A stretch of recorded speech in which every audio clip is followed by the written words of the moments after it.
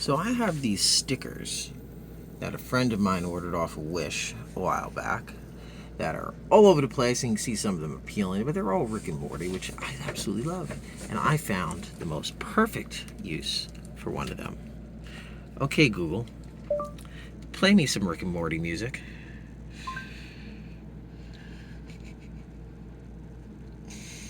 Got it.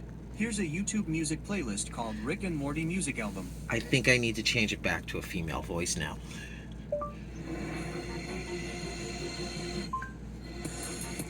Voices now is on 4465 900E number 125 in Salt Lake City and is She's still a bitch. 1,960 miles away.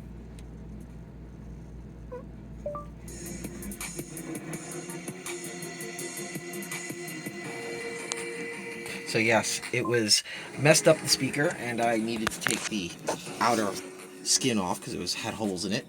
Took it off, cleaned it up, and well, it needed something.